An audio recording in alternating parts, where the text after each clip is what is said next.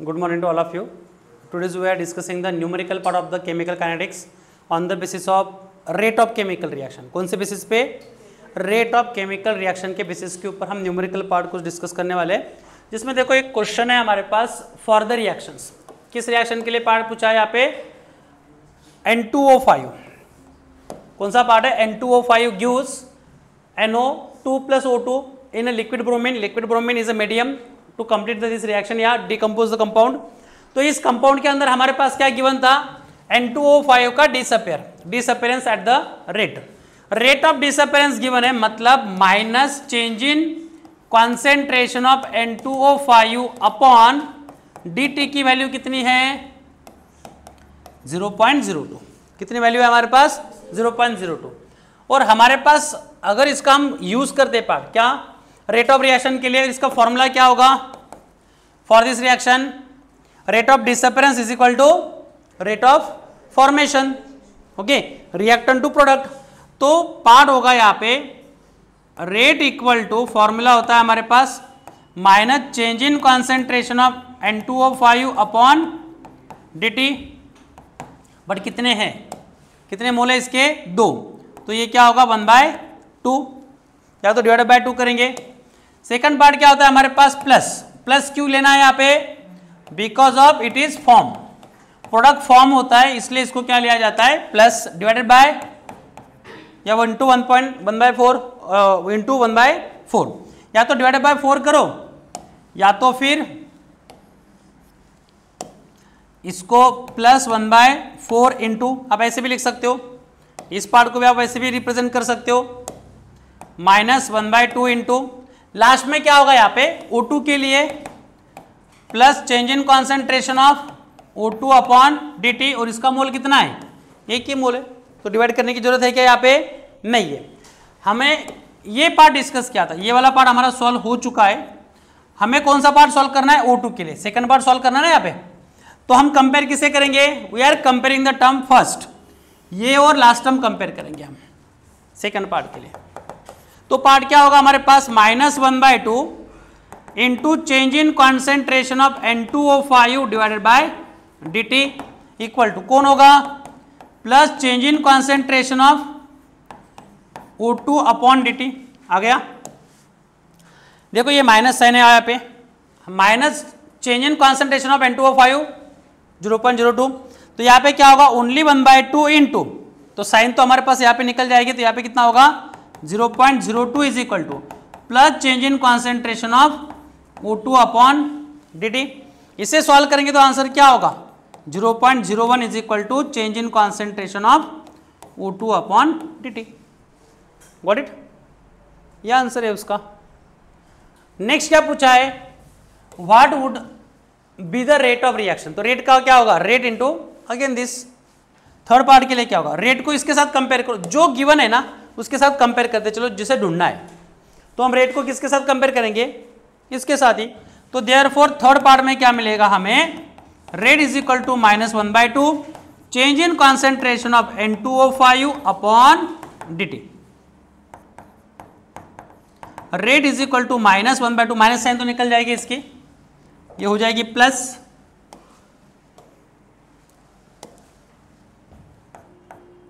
1/2 into इसका part कितना है? 0.02. आंसर कितना आएगा? 0.01. बाकी आप अपना ये पार्ट मोल पर dm³ पर सेकंड, मोल पर dm³ पर second is your answer. Note down करो.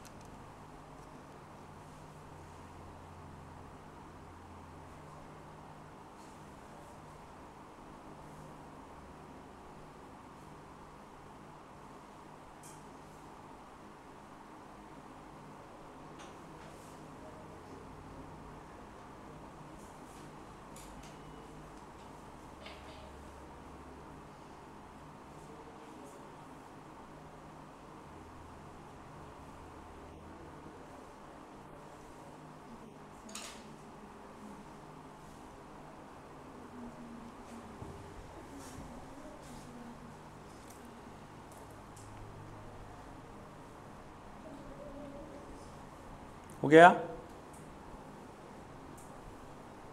आंसर आ गया क्या? आ जाएगा ना अभी?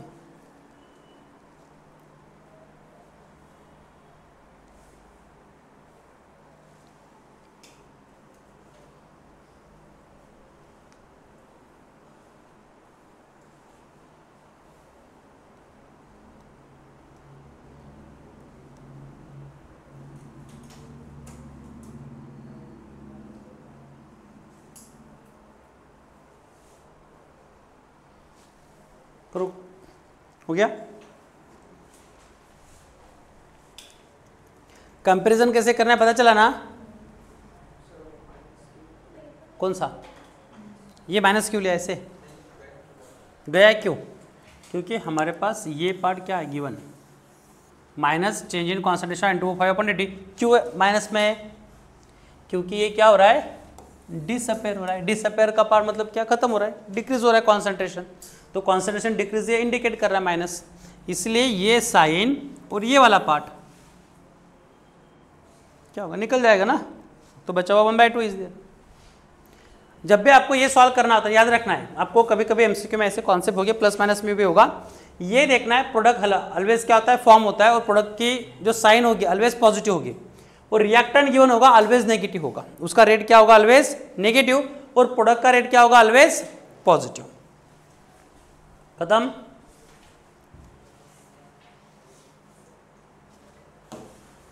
देखो नेक्स्ट क्वेश्चन है फॉर द रिएक्शंस। देखो यहाँ पे क्वेश्चन गिवन है, ये रिएक्शन है हमारे पास 3 मोल ऑफ, किसके मोल है ये? आयोडीन, आयोडीन के आयंस के। Iodine ion react with H2O8 gives I3 plus twice SO4 sulphuric acid form कर रहा है। Calculate the rate of formation, किसके लिए पूछा है? Rate of formation. इसका रेट पॉजिटिव होगा कि नेगेटिव होगा? पॉजिटिव होगा। रेट क्या होगा इसका? पॉजिटिव। समृद्धि इसका रेट पॉजिटिव क्यों होगा? I3 का फॉर्मेशन हो रहा है, very good. The rate of consumption of I minus and, किसका चाहिए हमें? ये तो पहला पार्ट मिल चुका है। The rate of consumption of I का कंजप्शन रेट एंड H2O8 का, and the overall action of reactions भी यहाँ पे पूछे हमारे पास, जो भी पार्ट है उसके इसके अंदर, एंड SO4 2 माइनस इज, इसका रेट गिवन है। रेट किसका गिवन है? SO4 minus. मतलब इसको क्या करना है? बाकी के जितने भी पार्ट है उसके साथ उसको कंपेयर करना है। ये वाला पार्ट इसके साथ कंपेयर होगा, ये वाला पार्ट इसके साथ कंपेयर होगा, ये वाला पार्ट इसके साथ कंपेयर होगा, और ये वाला पार्ट रेट ऑफ रिएक्शन के साथ भी कंपेयर होगा।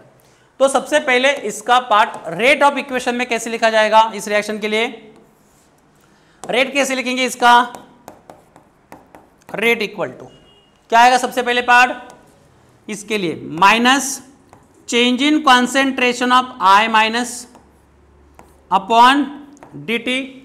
डिवाइड किससे करेंगे?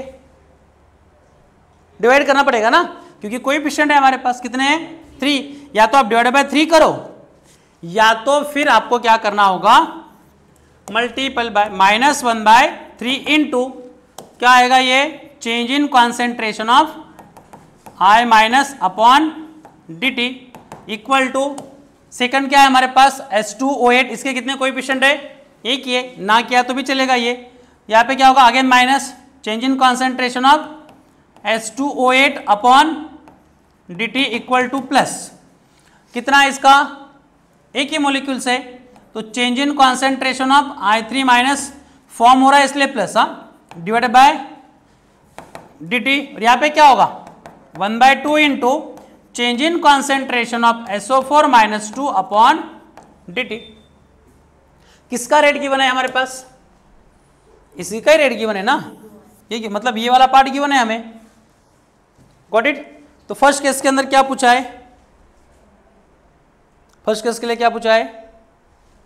क्या पूछा? Calculate the rate of I3 का रेट निकालना। Where is I3? I3 कहाँ पे? रेट इक्वेशन में, प्रोडक्ट में है ना, यहाँ पे। मतलब इन दोनों को हमें कंपेयर करना है। Okay, for rate of I3 ion, तो क्या आएगा यहाँ पे? Plus change in concentration of I3 ion upon dt equal to क्या पार्ट है यहाँ पे? 1/2 into change in concentration of SO4 minus 2 upon dt।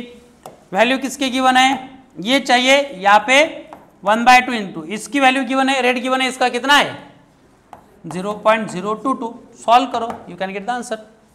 Solve करेंगे तो क्या 2 से डिवाइड करना है और कुछ नहीं करना है, यहाँ पे 0.011 इज योर आंसर, मोल पर डीएम क्यूब पर सेकंड। ओके, या तो आप मोलार ऐसे भी लिख सकते हो, मोलार पर सेकंड।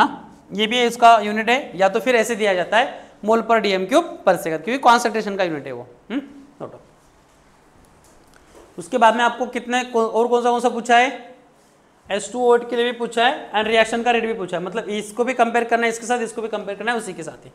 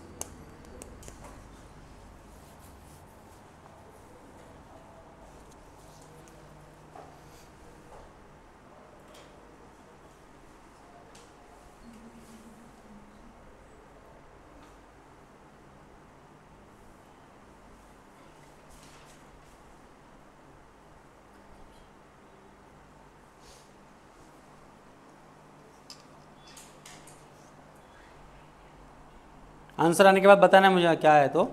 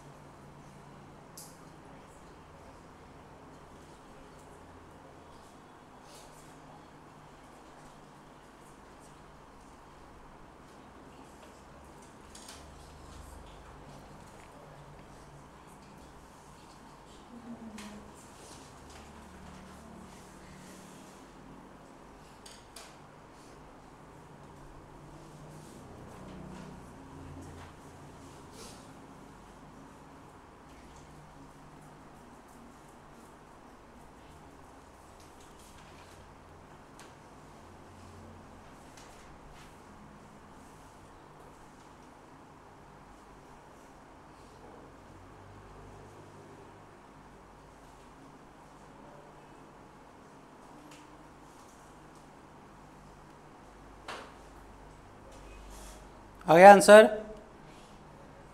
नहीं।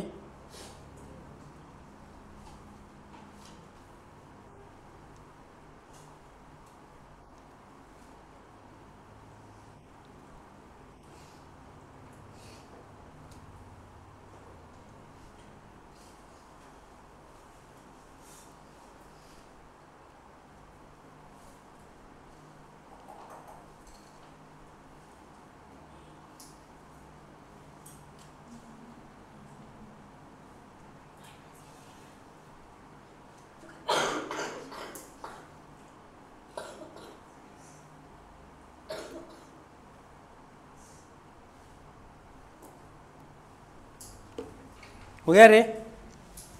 दोनों क्या कितने आ गया आंसर? ये भी आ गया। कितना आया? ये और ये वैल्यू डायरेक्टली कंपेयर होगी ना, यहाँ पे यही आएगा आंसर, बड़े माइनस में आएगा। ये क्या होगा? माइनस में होगा। और रेट कितना आएगा? रेट भी इसके कंपेरिजन में -0.01। रेट क्या आएगा? प्लस में आएगा रेट, हाँ, नॉट अ माइनस। वो डिपेंड करेगा रेट किसके ऊपर, प्रोडक्ट के साइड है या रिएक्टेंट के साइड है। तो यही पार्ट आपको यूज करना है तीनों के लिए। किसी को डाउट्स है इसमें? डाउट्स है क्या? हाँ या ना? अरे गूंगे हो, बहरे हो क्या? अरे बोलो हाँ या ना? ना नहीं है। ठीक है, नेक्स्ट पार्ट डिस्कस करते हैं। पार्ट है हमारे पास रेट लॉ और rate expression. Very very important part है ये। रेट लॉ या तो रेट एक्सप्रेशन, आपको या तो बोर्ड के लिए डेफिनेशन पूछ सकते हैं, what is the rate law, या स्टेट द रेट लॉ, या तो फिर आपको क्वेश्चन आ सकता है इसके न्यूमेरिकल बेस्ड। तो रेट लॉ होता क्या है, रेट एक्सप्रेशन होता क्या है? देखो जनरली ये जो पार्ट डिस्कस किया जाता है कॉन्सेंट्रेशन बेस के ऊपर डिस्कस किया जाता है। अब तक हमने एवरेज रेट और इंस्टेंटेनियस रेट के बारे में डिस्कस किया। अभी हमारे पास पार्ट कौन सा है? Rate law. Rate law is only related for the reactant side. किसके लिए रेट होता है? ये रिएक्टेंट साइड, मतलब it is depend on the concentration of reactant. Instantaneous rate and average rate, it depend on the both product and reactant.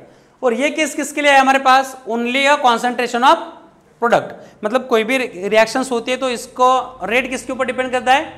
Concentration of reactant के ऊपर ही depend करता है। तो देखो पार्ट क्या है हमारे पास? The rate of reaction at a given time is proportional to, मतलब रिएक्शन का रेट किसके ऊपर डिपेंड होता है? Is directly proportional to molar concentration of reactant at that time raised to the simple power. Okay, मतलब simple power क्या होगा यहाँ पे? उसका कॉन्सेंट्रेशन टर्म की क्या पावर होगी? सिंपल टर्म में ये कन्वर्ट होगी। देखो डेफिनेशन है A plus B, A mole of A plus B mole of B gives C mole of C and D mole of D। ये क्या है हमारे पास?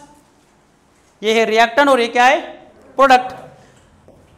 पार्ट क्या आता है? रेट इज इक्वल टू, ये जो पार्ट हमारे पास है यहाँ पे, rate is equal to K into A raise to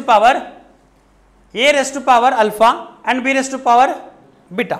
alpha and beta का पार्ट है यहाँ पे देखो, तो alpha and beta are determine experimentally. Alpha और बीटा को कैसे डिटरमाइन किया जाता है? एक्सपेरिमेंटली डिटरमाइन किया जाता है। तो ये वाला पार्ट देखो क्या बनता है। तो पार्ट आया हमारे पास, यहाँ पे जो पार्ट दिया है, मैं ऐसे ना लिखते, थोड़ा अलग से लिखते हैं हम। यहाँ पे क्या होगा?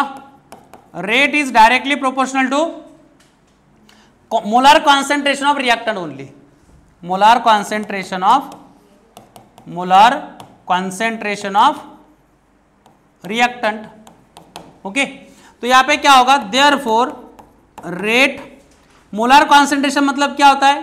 Concentration of reactant. कौन से रिएक्टेंट है? A and B. Concentration of A into concentration of B raise to power क्या होगा यहाँ पे? जो इसका डिटरमाइन किया जाता है अल्फा एंड बीटा एक्सपेरिमेंटली। तो यहाँ पे ए और बी लिया है क्या पावर में? नहीं लिया है। यहाँ पे अगर 3 मोल ऑफ ए होगी तो 3 मोल रेज टू पावर आएगा क्या? नहीं आएगा। ये किसके ऊपर डिपेंड करेगा? उसके ऑर्डर के ऊपर डिपेंड करेगा, काइनेटिक ऑर्डर। ओके, तो ये वाला पार्ट होगा यहाँ पे अल्फा पावर बीटा। तो अल्फा को अगर चेंज करना है तो rate will become, rate equal to क्या होगा? के इंटू के, मतलब क्या होता है यहाँ पे? के इज अ रेट कांस्टेंट। के क्या है यहाँ पे? Rate constant into concentration of A raise to power alpha into B into raise to power beta. या तो इसको एक्स और वाई से भी रिप्रेजेंट किया जाता है, ऐसे भी पार्ट हो सकता है। देखो rate is directly proportional to concentration of A raise to power X, B raise to power Y. तो rate will become K into concentration of A raise to power X concentration of Y. Alpha beta भी हो सकता है या तो x Y भी हो सकता है। पेपर में दोनों तरफ से केस हो सकते हैं, अल्फा बीटा पावर में हो सकता है तो एक्स वाई हो सकता है, ए बी नहीं होगा, ए बी नहीं होगा। तो वेयर केस में क्या आता है हमारे पास, वेयर के क्या है यहाँ पे रेट कांस्टेंट और अल्फा और बीटा क्या होता है एक्सपेरिमेंटली फाइंड आउट किया जाता है। ये पार्ट आपको गिवन होगा कि ये कौन से ऑर्डर में, ये फर्स्ट ऑर्डर में, मतलब क्या हुआ रिएक्टेंट ये इज इन फर्स्ट ऑर्डर, तो इसका मतलब है अल्फा क्या ऑर्डर क्या है यहाँ पे 1। अगर कॉन्सेप्ट गिवन है बी इन हाफ ऑर्डर तो बी का पार्ट क्या होगा 1/2। ओके 1/, हाफ ऑर्डर गिवन है मतलब 1/2 आएगा। Okay note down.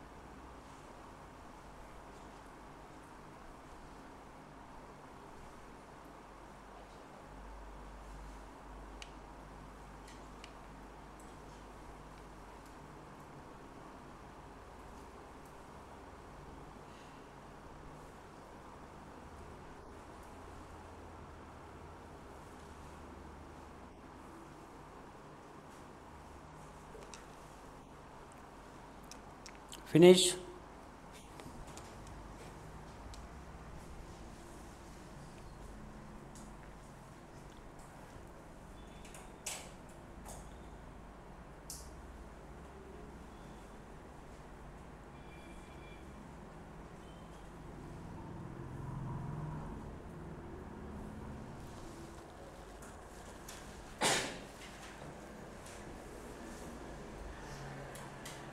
हो गया, लिखो करो सॉल्व।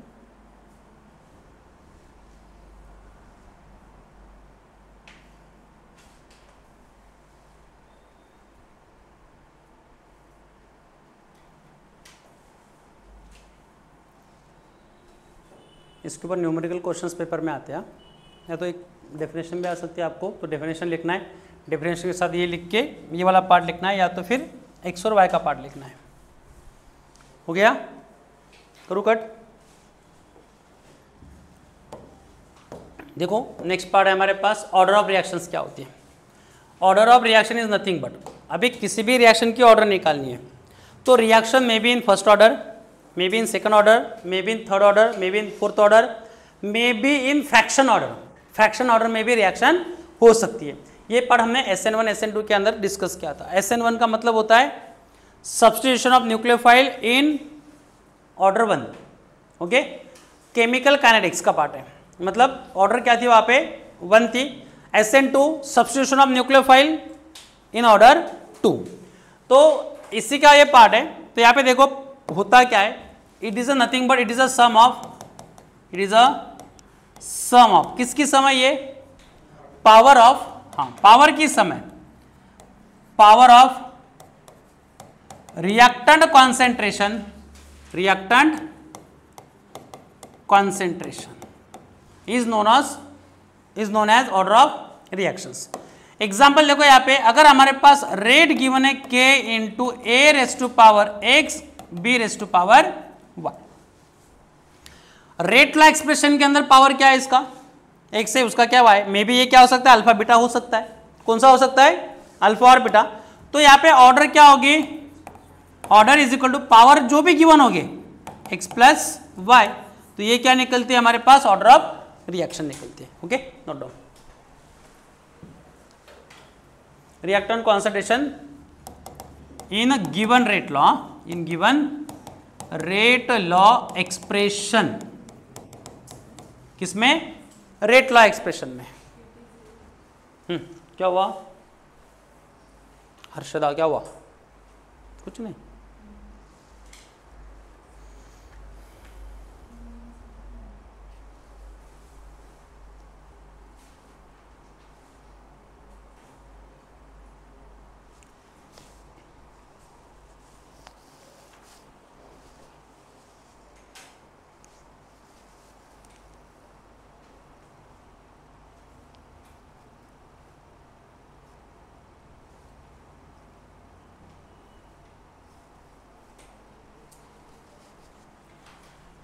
हो गया, हो गया, ये करो कट, बाकी है देखो,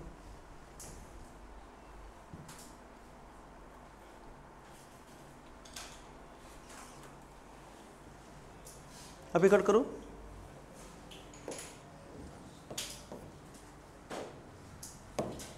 देखो, the sum of power of concentration reactant in the rate law expression is called the order or order of the chemical reaction। ये केमिकल रिएक्शन का x mole of a plus y mole of b क्यू product part क्या आता है, rate is equal to k into concentration of A rest over x और y। यहाँ पे है क्या, है क्या, नहीं है, हमने क्या लिया वहाँ पे x और y, बट वो कौन से केस के लिए था, जब आपके मोल्स क्या हो गए, a एंड b हो गए, a mole of a plus b mole of b, तो वहाँ पे xy होगा। मतलब एक्स वाई जो पावर है यहाँ पे, it is not the stoichiometric coefficient, ये स्टैचोमेट्रिक कोएफिशिएंट नहीं है, अल्फा बीटा एक्सपेरिमेंटली डिटरमाइन किया जाता है। देखो ऑर्डर ऑफ रिएक्शन क्या होता है, अल्फा प्लस बीटा, ये वाला पार्ट आएगा। देखो यहाँ पे एक पार्ट गिवन है हमारे पास, एग्जांपल देखो H2O2 का क्या हो रहा है यहाँ पे, decomposition, H2O2 hydrogen peroxide H2O plus O2 form हो रहा है, इसका मतलब है डिकम्पोजिशन गिवन है। इसके ऑर्डर क्या निकलती है, यहाँ पे देखो रेट लॉ जब तक गिवन नहीं हो सकता है तब तक हम उसकी ऑर्डर नहीं पहचान सकते। ओके, उसके ऑर्डर पहचान सकते हैं क्या, नहीं, कौन से ऑर्डर में नहीं पहचान सकते, but most of the decomposition reaction first order में होते हैं। किसमें होते हैं, फर्स्ट ऑर्डर में। देखो rate is equal to K into H2O2, reactant का ही है, इसका पावर कितना है, तो ऑर्डर क्या हुई, 1 हुई। Okay, first order reaction. Second देखो NH4N2 NO2, क्या यहाँ पे डिकम्पोजिशन हो रहा है, एक मॉलिक्यूल के कितने मॉलिक्यूल्स बन रहे हैं यहाँ पे, एक मॉलिक्यूल से, एक रिएक्टेंट से दो या दो से ज्यादा प्रोडक्ट फॉर्म हो रहे हैं ना, तो इसके भी ऑर्डर क्या होगी, first order.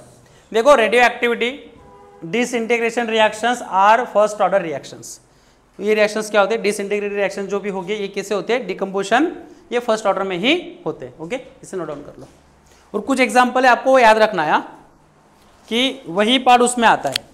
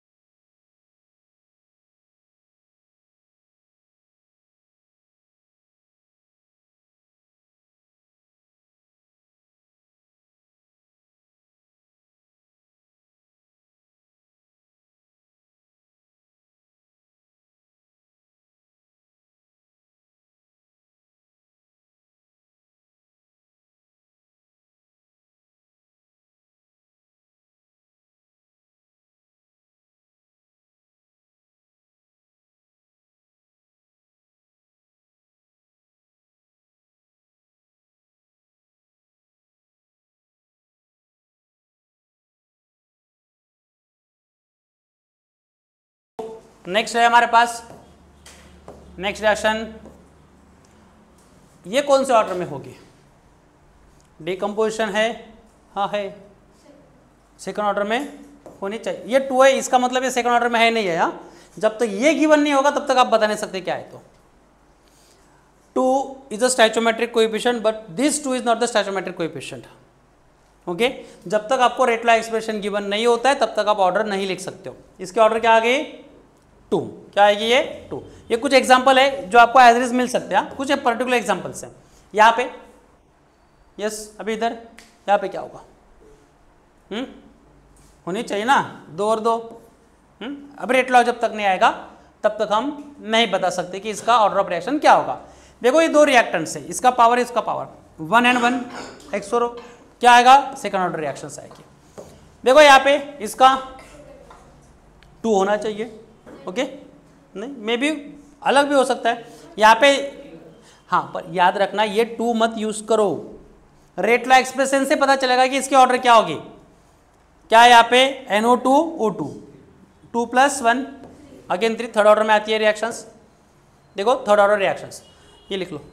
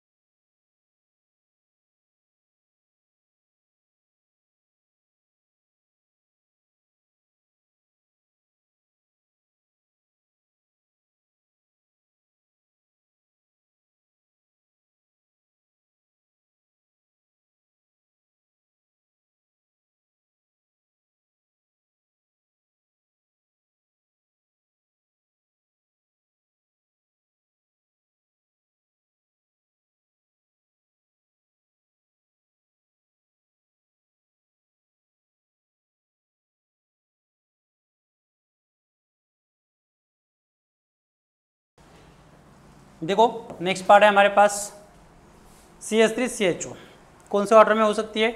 First order, second order, third order? First. आप गेस कर सकते हो इसे। देखो अभी जब तक रेट लॉ नहीं होगा तब तक हम गेस नहीं कर सकते। कौन से ऑर्डर में आ चुकी है ये? Fraction order. जब तक आपको रेट गिवन नहीं होगा, रेट लॉ एक्सप्रेशन गिवन नहीं होगा, तब तक हम पहचान नहीं सकते कि ऑर्डर कौन से ऑर्डर में रिएक्शंस हो सकती है। ये ऑर्गेनिक केमिकल रिएक्शंस होते हैं, जनरली फ्रैक्शन ऑर्डर में ही होते हैं। Organic chemical reaction always in a fraction order. देखो मुझे ये बताओ, ये ऑर्गेनिक है क्या? ये है क्या? ये है क्या? क्यों नहीं है?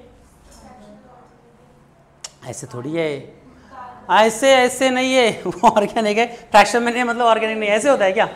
अरे इसमें कार्बन कंपाउंड्स है, कार्बन कंपाउंड मतलब ऑर्गेनिक कंपाउंड्स होते हैं, तो ये ऑर्गेनिक केमिकल रिएक्शंस हो गई। ऐसे नहीं कि ये ऑर्डर में है या नहीं है। तो यहाँ पे क्या आएगा? फ्रैक्शन ऑर्डर रिएक्शंस, और इसका ऑर्डर क्या होगा? 3/2 और 1.5। Note down. अब तक तो आपके मस्त तुक्के चल रहे थे। हाँ आ रहा है आ रहा है आ रहा है, अभी नहीं हुआ।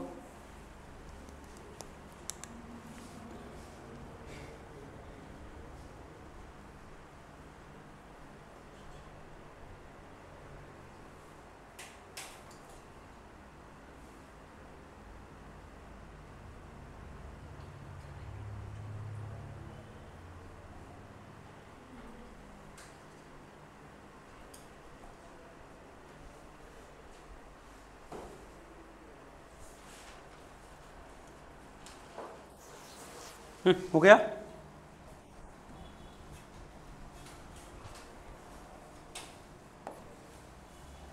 नेक्स्ट देखो, अभी बताओ इसका ऑर्डर क्या होगा।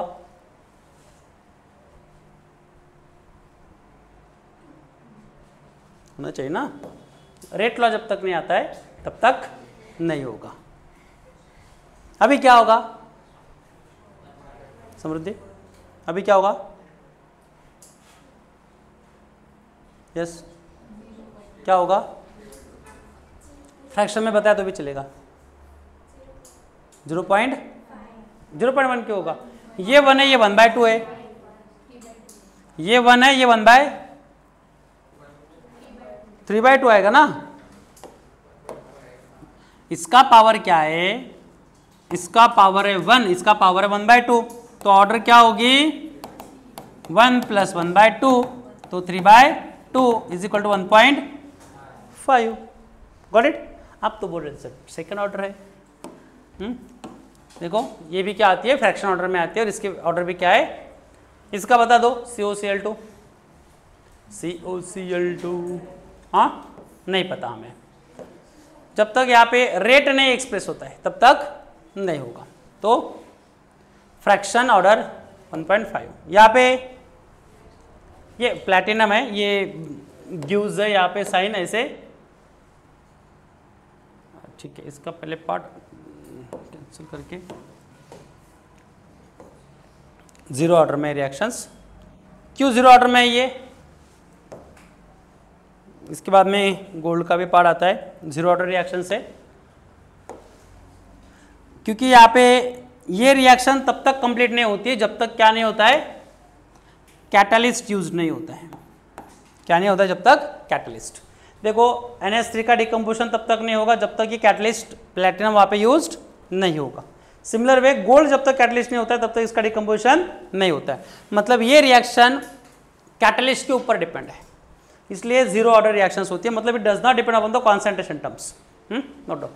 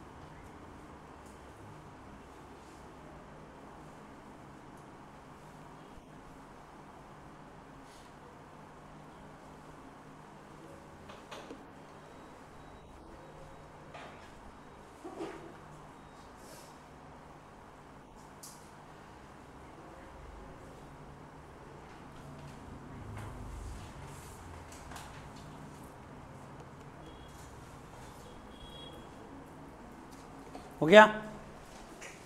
नहीं,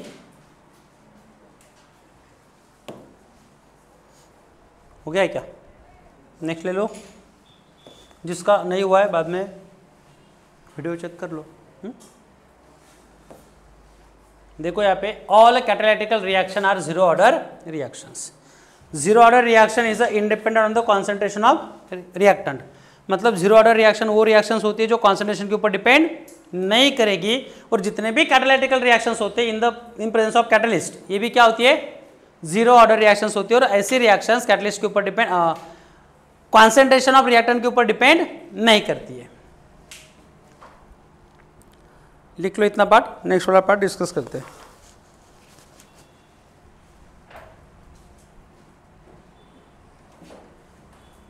हो गया रे? नेक्स्ट पेज ले लो।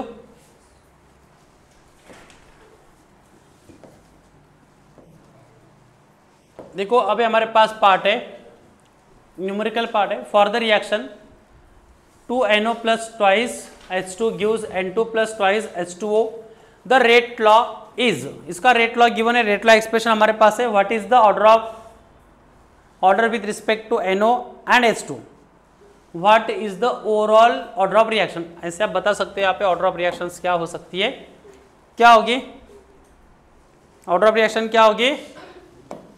सिंपल है, आपका रेट लॉ एक्सप्रेशन है ना, ये रेट लॉ है आपका। क्या गिवन है रेट यहाँ पे?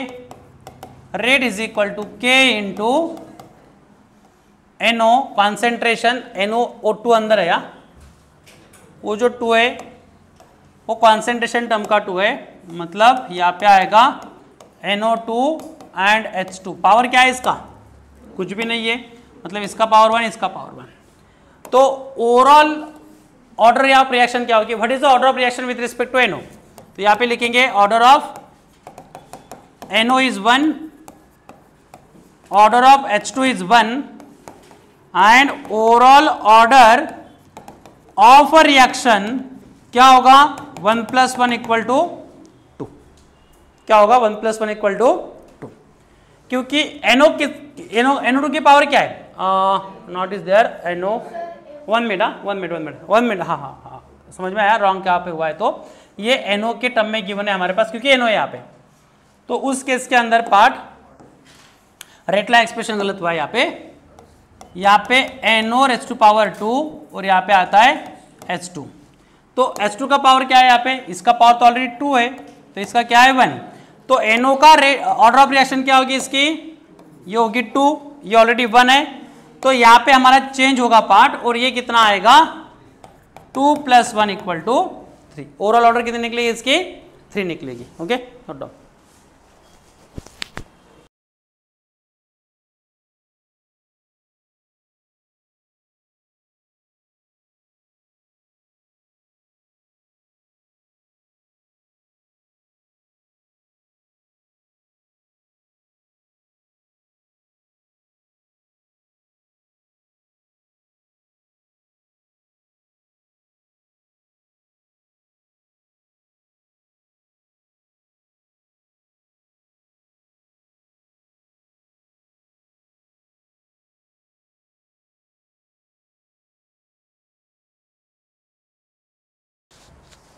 हमें ऑर्डर तब निकलेगी, यहाँ पे मेरा पार्ट क्या हुआ था? ये जो 2 था ना, ये 2 कॉन्सेंट्रेशन टर्म के बाहर है, मतलब ये पावर में 2 है, क्योंकि वो प्रिंट मिस्टेक वहाँ पे हो चुका है, वो 2 एज ए सुपरस्क्रिप्ट आ चुका है। हमें क्या चाहिए था? वो पावर में चाहिए था, बट पावर में नहीं आ चुका है, ये यहाँ पे आना चाहिए था ऐसे 2, ये यहाँ पे नहीं है। हाँ,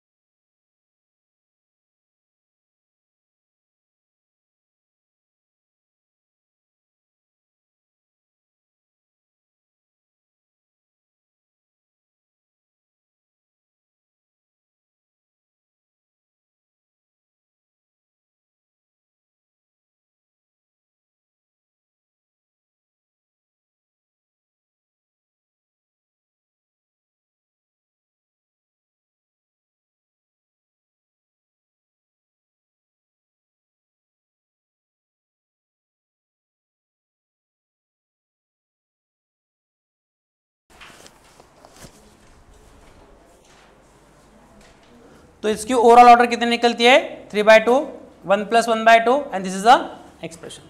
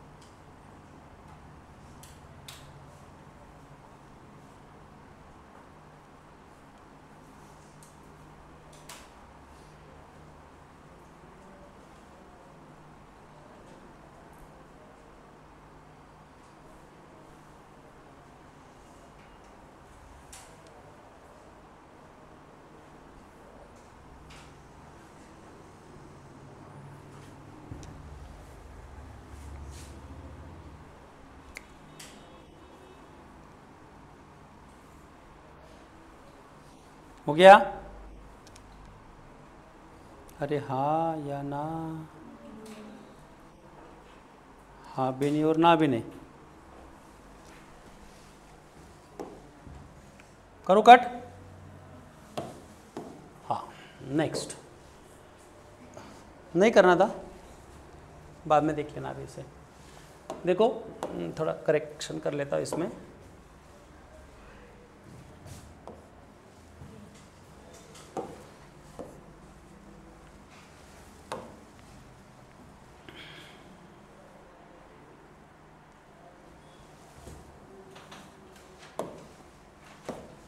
क्या क्वेश्चन है? The rate of reaction A + B gives P। ये यहाँ पे पार्ट थोड़ा बाय मिस्टेकली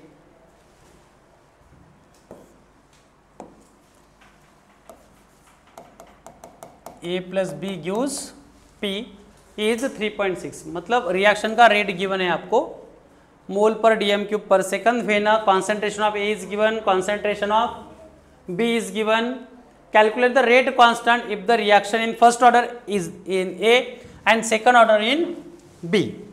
तो इसका रेट लॉ एक्सप्रेशन क्या होगा? क्या हुआ? डाउट से देखो, गिवन क्या है हमारे पास? What is the given thing? Given thing है रेट ऑफ रिएक्शन। रिएक्शन का रेट कितना है? 3.6 × 10⁻⁻², ओके, मोल पर DM³ पर सेकंड। कॉन्सेंट्रेशन गिवन है, concentration of A =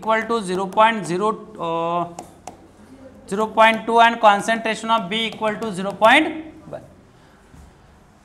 order of reaction का देखो, first order A and second order B, तो रेट लॉ एक्सप्रेशन क्या होगा? रेट लॉ एक्सप्रेशन, और हमें ढूंढना है K, रेट कांस्टेंट ढूंढना है। तो पार्ट क्या आएगा यहाँ पे? Rate = K × concentration of A raise to power कितना 1 and B raise to power 2। Value put up करो। रेट की वैल्यू कितनी है? 3.6 × 10⁻², इक्वल टू K × कॉन्सेंट्रेशन कितना है? 0.2 raise to power 1, 0.1 raise to power 2। ये क्या होगा? 3.6 × 10⁻² इक्वल टू K। इसका पार्ट क्या होगा? 0.2 रेज़ टू पावर 1, 0.2 ही रहेगा, इंटू 0.1 रेज़ टू पावर 2, 0. कितना? इधर कितना आएगा? 0.1 raise to power 2, 0.1 raise to power 2, मतलब 0.1 × 0.1, 1 × 1 1, बट 2 डिजिट है, तो ये 1 2.0 0.01 आ जाएगा। तो यहाँ पे क्या आएगा? 0.01। करो सॉल्व, के निकालो, यहाँ पे आएगा ना सॉल्व करना।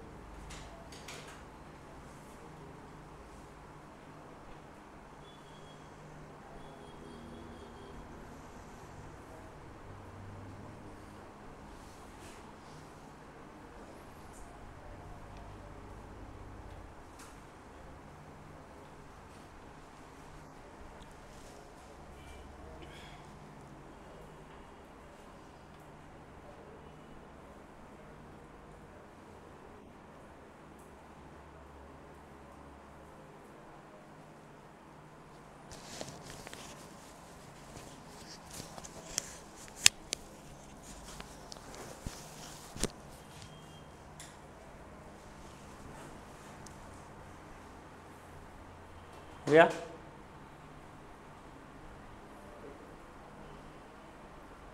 डाउट से है?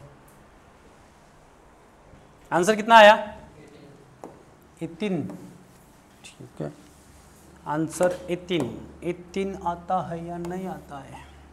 0.2 तो ये खत्म हो जाएगा, तो ये 18 आ जाएगा यहाँ पे, तो 0.01 इज देयर। ठीक है, 18 आता है।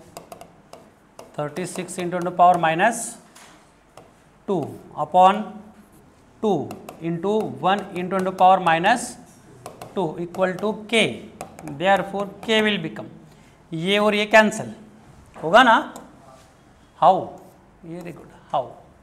2 1 जा 2 18 सा, तो आंसर आता है 18।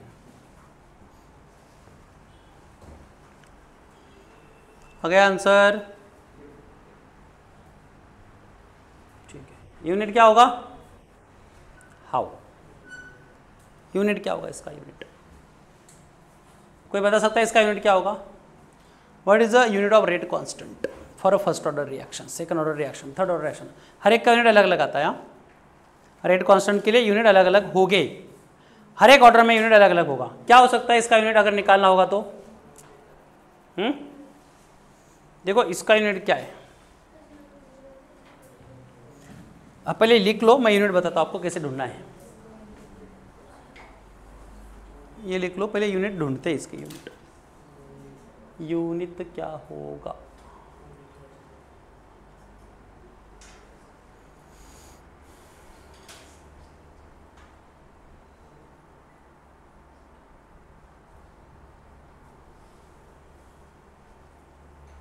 हो गया?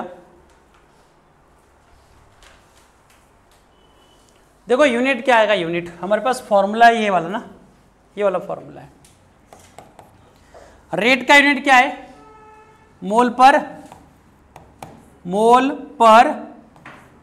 डीएम क्यूब पर second equal to K into, ये का पावर कितना है? पावर कितना है? 1 है। तो यूनिट क्या है इसका? मोल डीएम क्यूब है ना, यहाँ पे मोल पर डीएम क्यूब इंटू बी का पावर कितना है? 2, मतलब 2 बार मल्टीप्लाई होगा, मोल पर डीएम क्यूब होगा ना। मोल पर डीएम क्यूब क्या आएगा यहाँ पे? मोल पर डीएम क्यूब जा पावर 2, ऐसे होगा ना। अगर हम दोनों को ऐड कर ले तो कितना होगा? ये पावर 3, मतलब 3 टाइम्स मल्टीप्लाई होगा एक दूसरे के साथ। देखो उसमें से क्या आएगा पार्ट, अगर हम इसे सॉल्व ही कर लेते तो ये मोल और ये मोल कैंसल, डीएम क्यूब कैंसल। बचा हुआ क्या है यहाँ पे?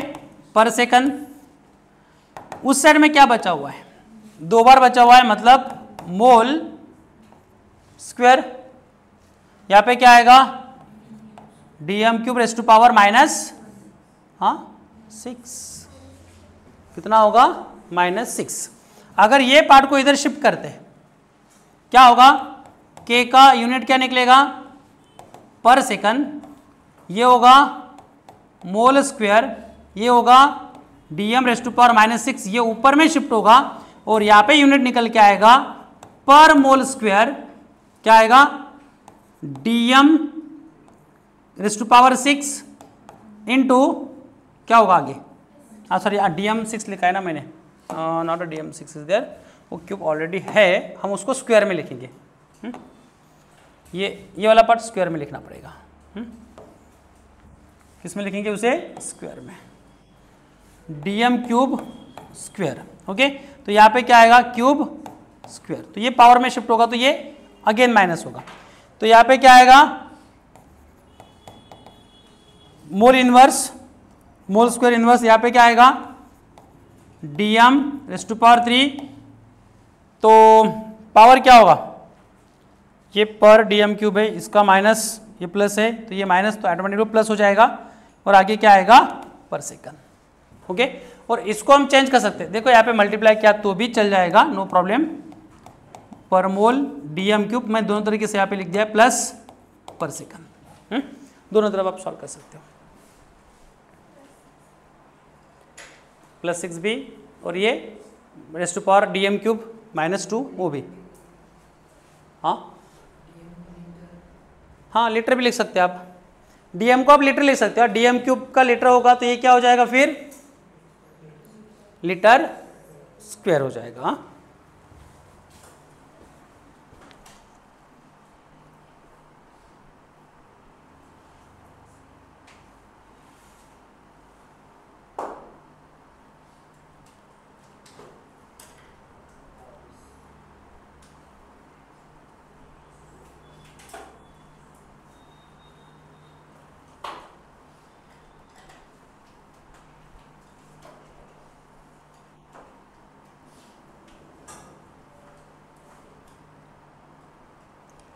खत्म हो गया तक। देखो next, do you solve this?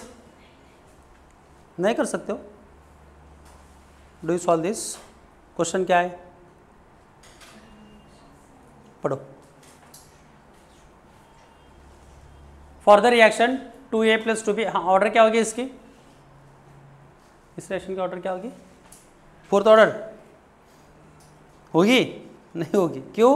क्योंकि जब तक रेट लॉ का पार्ट पता नहीं होता तब तक कुछ नहीं पता हो सकता है। यहाँ पे देखो इसका पावर गिवन है हमारे पास, write the rate law expression, the concentration of A is double at the constant, हाँ उस टाइम पे constant B A, the rate increase by the factor 4 if the concentration of B is double with A being the rate constant, the rate is double, write down the rate equation. देखो यहाँ पे part है rate law expression क्या है हमारे पास, rate law equal to k into A raise to power x and b raise to power y, ये equation first according to rate equation. First condition क्या है हमारे पास, बाय फर्स्ट कंडीशन क्या है हमारे पास, rate constant as it is.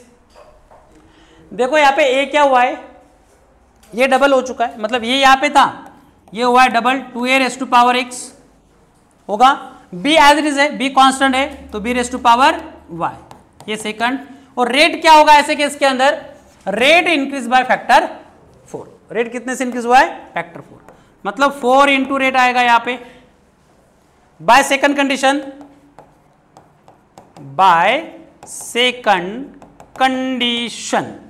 Second condition के accordingly concentration of B is double, B का concentration double and with A being constant, rate is double, मतलब रेट क्या होगा, 2 into rate equal to K into A constant raise to power X and B क्या होगा, चुबी होगा ना, अरे हाँ या ना, raise to power Y. Question number 3, अभी इसे सॉल्व करना है, note down first then we will solve. इसको सॉल्व कैसे करते हैं, ए की पावर दिया है क्या ये, एक मिनट, आंसर बोल रहे हो आप, हाँ मैं भी हो सकता है।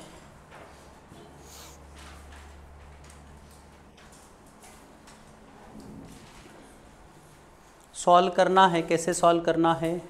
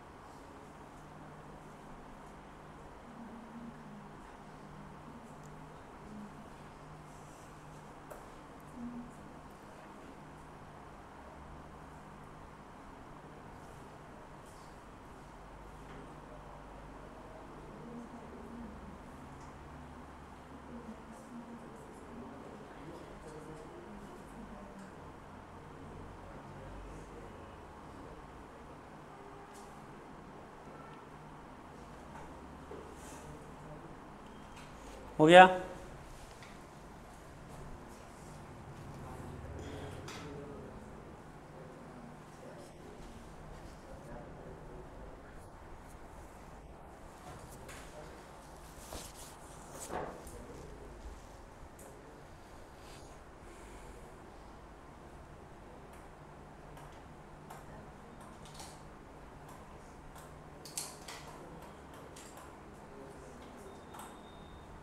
हो गया। देखो इसको सॉल्व कैसे करना है। इक्वेशन सेकंड को फर्स्ट से डिवाइड करना है और इक्वेशन थर्ड को भी फर्स्ट से डिवाइड करना है। क्या आएगा यहाँ पे? डिवाइडिंग इक्वेशन कौन सा? Second by first. तो यहाँ पे क्या होगा फिर? 4 into rate is equal two divided by something something rate only, ये आएगा ना।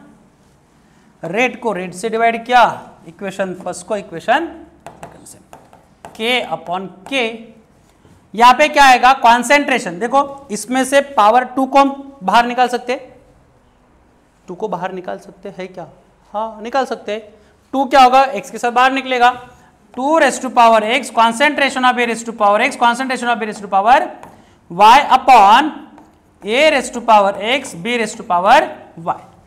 कैंसिल आउट देखो करके क्या होता है। नाउ मैं सेकंड पार्ट तब तक सॉल्व कर देता हूं। Dividing equation third by first. तो यहां पे कितना आएगा? रेट कितना है इसका? 2, तो 2 into rate upon rate is equal to K. इसका ए तो सेम ही रहेगा, a raise to power x and यहां पे क्या होगा? b का जो पार्ट आएगा ये आएगा कौन से केस के अंदर? 2 raise to power y and b raise to power y के केस के अंदर। k into a raise to power x and b raise to power y। ढूंढो इससे क्या होगा? ये कैंसिल, ये कैंसिल, ये कैंसिल, ये cancel, K cancel, K cancel, rate cancel, rate cancel होगा ना कैंसिल। बचा हुआ क्या है? कुछ भी नहीं है कुछ बचा हुआ है 4 and 4 is equal to 2 raise to power x। 4 का पावर, 4 को अगर बेस में कन्वर्ट करना है 2 raise to power 2 is 2 raise to power x, तो x की वैल्यू क्या हो गई? 2। पावर को पावर के साथ इक्वेट करना है। Got it? और यहाँ पे क्या होगा? ये कैंसिल, ये cancel, K cancel, K cancel, a raise to power x cancel, a raise to power x cancel, b raise to power y, b raise to power y cancel. बचा हुआ क्या है? 2 raise to power 1 is equal to 2 raise to power y। तो y की value कितनी हो गई? 1। तो आपका रेट वाला एक्सप्रेशन क्या होगा फिर? It will become k into a raise to power 1 b raise to power a raise to power 2 and b raise to power 1। बस just substitute the value into the given equation of the rate law, तो उसके साथ साथ आपको ये part मिल जाता है। कल यही सेम पार्ट हम डिस्कस करने वाले हैं, जिसके साथ साथ और भी कुछ पार्ट है। इंटीग्रेटेड रेट लॉ वो हम डिस्कस करेंगे, मोलिकुलरिटी भी पार्ट डिस्कस करेंगे। तो नेक्स्ट लेक्चर में हम डिस्कस वाला पार्ट जो है हमारा न्यूमेरिकल, इसमें 1-2 न्यूमेरिकल बाकी है, वो डिस्कस करके नेक्स्ट पार्ट स्टार्ट करते हैं। Okay, thank you.